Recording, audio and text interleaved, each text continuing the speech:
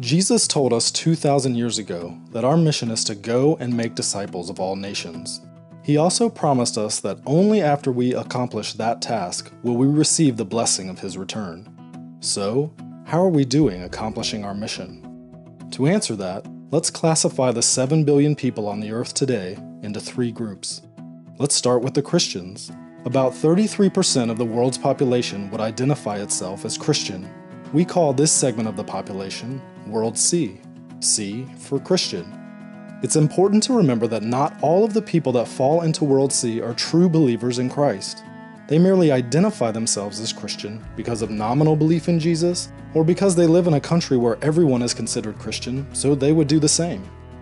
Next, there's the 38% of the world that has access to the gospel but has chosen not to follow Jesus.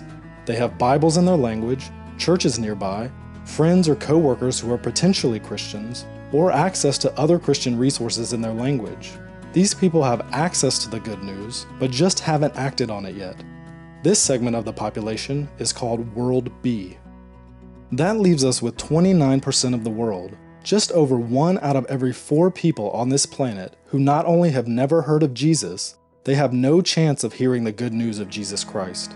They have no access to the gospel, no Bibles, no churches, no believers nearby, no chance to learn about Jesus. We call that 29% World A.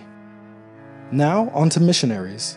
Only 1 out of every 1,800 Christians in World C decides to serve as a cross-cultural missionary. So, we can pull 400,000 missionaries out of that World C population. That's our total cross-cultural missionary force worldwide. Did you know that 72% of all our missionaries are going to World C? That's right. The vast majority of the missionaries being sent out are going to the people of the world that have Bibles and established churches. 25% of the missionaries are sent to World B, where there is already some access to the church and to the Bible. That leaves only 3% of the total missionary force to handle all of World A, the section of the population without any chance of hearing about Jesus. 29% of the world has no way to hear the gospel, but we're sending only a tiny portion of our Christian workers to them. What about finances? Annually, all those Christians in World C earn a total of $42 trillion. And, together, they give about $700 billion to Christian causes each year. That includes everything: Christian nonprofits, churches, youth programs, missions, etc. Can you do the math? Less than 2% of Christian income is being given to Christ's causes.